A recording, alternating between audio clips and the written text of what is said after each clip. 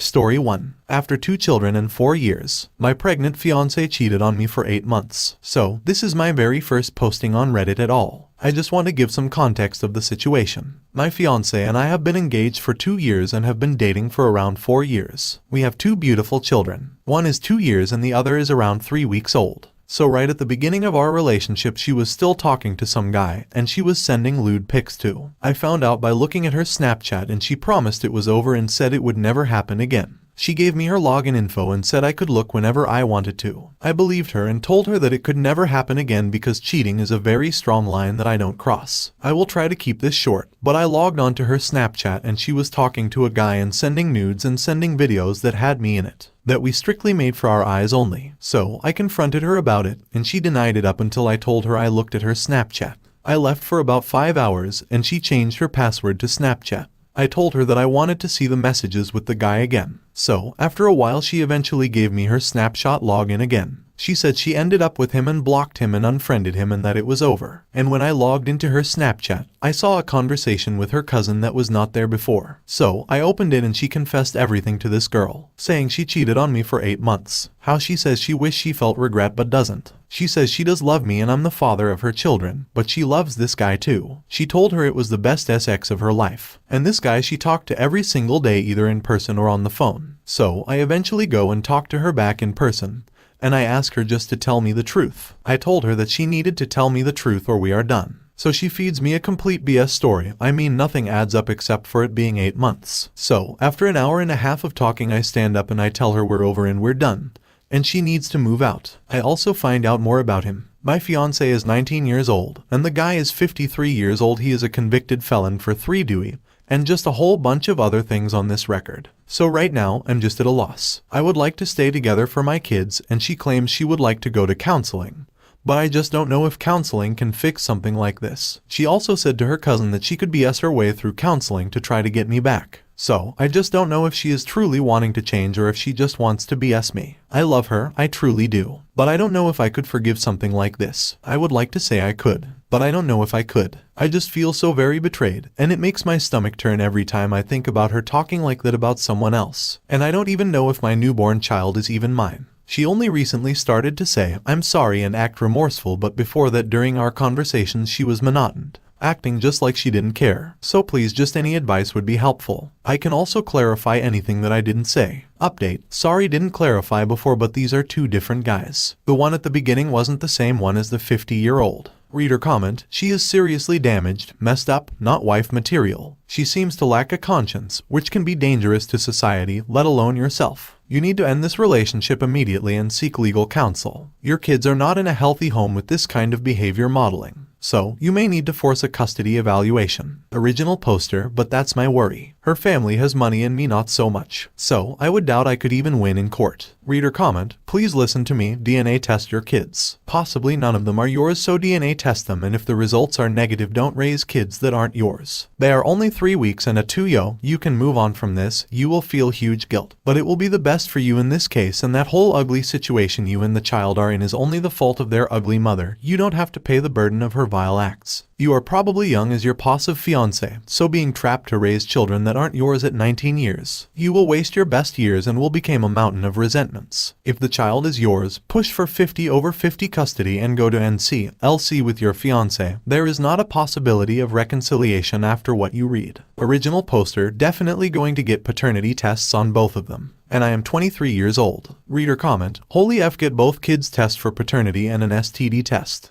Out her to everyone, tell her mother. If she is 19, that means this guy committed a crime and her pics and your videos would be CP. She's been involved with this guy since the start of your relationship. She admitted she doesn't love you. She admitted to lying about counseling. She lied when you gave her a chance. She lied about the guy. She cheated many times. What more do you need? Original poster: well, it's a different person than from the start. Sorry if I didn't emphasize that. Story 2. Don't really know what I'm doing. Hello everyone, this is my first time on Reddit, and I wasn't quite able to memorize all the acronyms, so sorry if it's a bit painful to read. Essentially, I found out recently that my partner of 4 years has been cheating recently. From the timeline she's given me, it had roughly been going on for a little under 3 months before I found out. She didn't tell me about it, I had to find out about it. I used to trust her implicitly, but now there's just no trust. I suspected something was happening and gave her so many opportunities to open up about it, but I still had to find out. For the full story, a few months before the affair started, she needed some space, so I moved out for what was meant to be a temporary period of a month. A few weeks into this, I received a message from a friend of mine that showed texts between my GF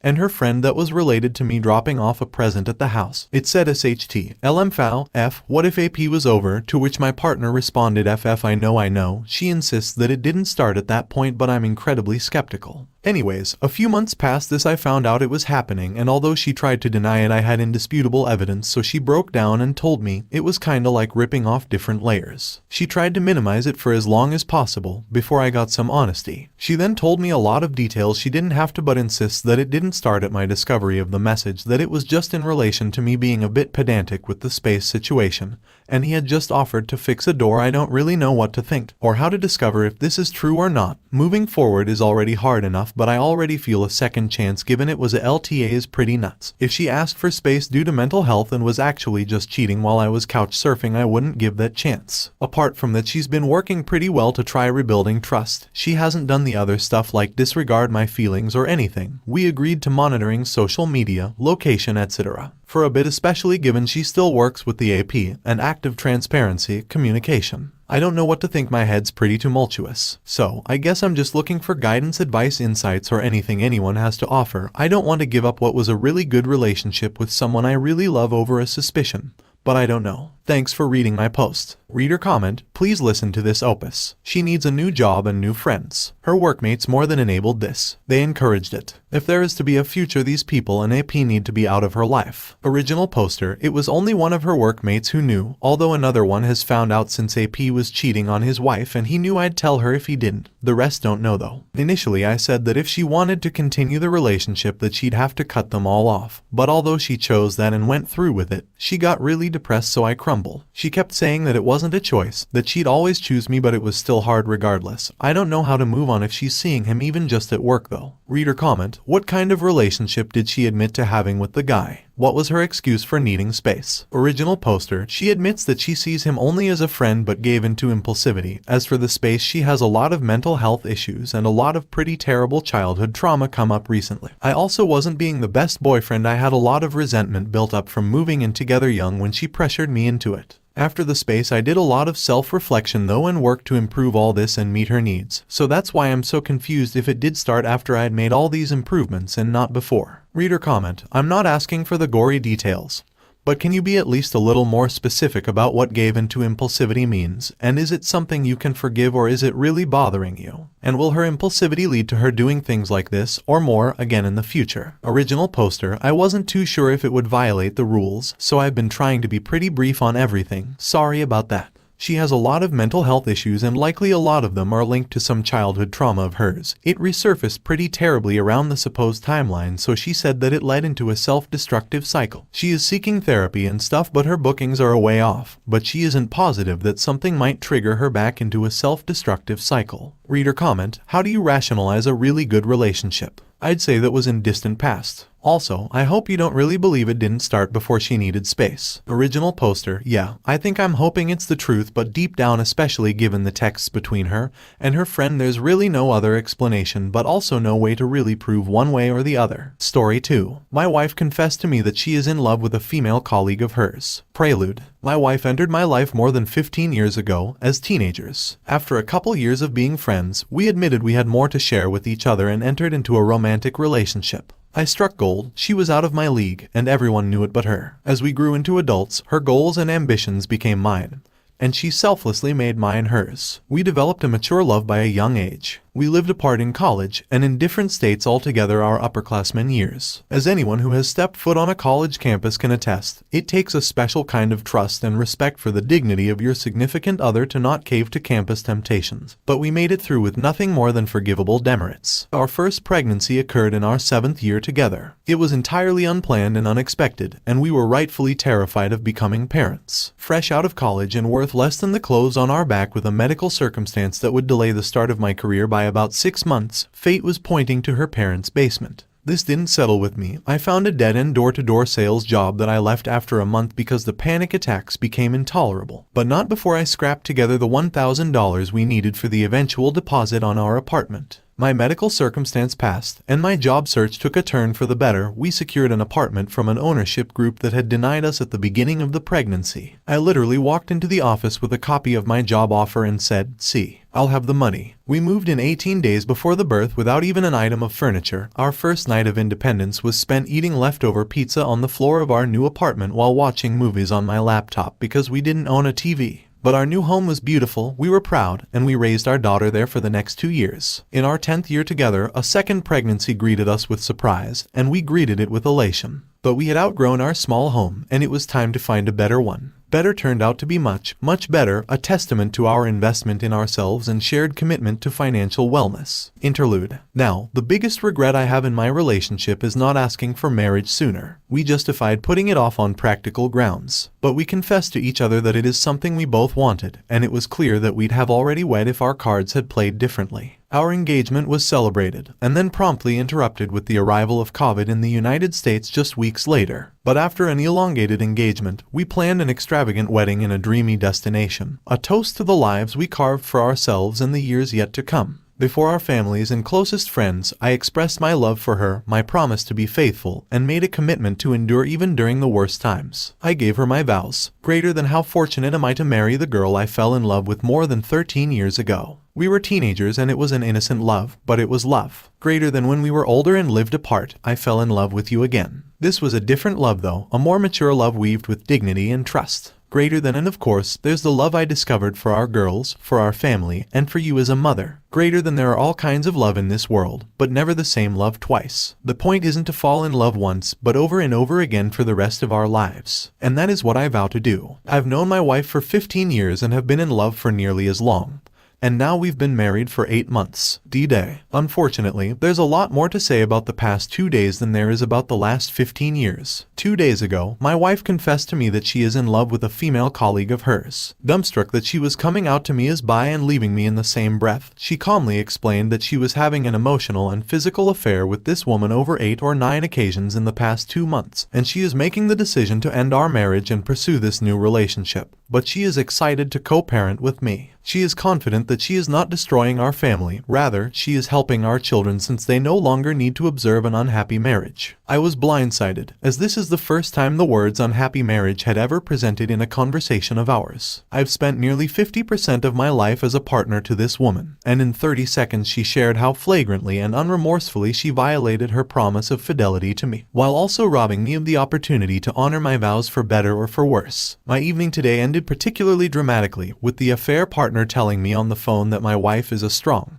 confident woman who can make decisions on her own. I agreed, but also reminded her that my wife's business is none of her effing business. After pressing her, she conceded that this is not the first marriage she has involved herself in, but true love can't be explained with reason or logic, and time spent in a relationship is a trivial factor for love. She believes she's never loved a woman like she loves my wife, she never will again, and she is prepared for my wife and children to move in with her. The affair partner further lectured me that every woman needs to find her truth, the same mercurial words that have entered my wife's vocabulary in the past 48 hours. When pressed further on whether she has even a basic appreciation for the marriage she is abetting the destruction of, she said her view of marriage is probably different than mine since she was denied the right to marry until 2015, a sideways confession that she had considered my life and family and decided we don't matter. My wife's values have completely shifted in an alarmingly short period of time. When I point this out to her, she accuses me of gaslighting her, claiming she has always believed that marriage is a patriarchal institution designed to trap women in marriages even if they are unhappy, and ours was a simple legal agreement she is choosing to vacate. In any case, she continued, she has reached the truth that she hasn't been in love with me for at least 5 years and she never should have married me in the first place. Any attempt to persuade her otherwise is met with contempt, and if I try to appeal to a sense of decency and morality, she shuts down the conversation by accusing me of flexing paternalistic superiority over her. While she admits she should have handled this differently, she refuses to regret it, and any topic that touches on how her exceptionally poor judgment is bound to lead to a sad and grievous outcome for our family is completely off limits to her. I love my wife deeply and I will keep my vows because I meant them when I said them, and I owe at least that much to my children.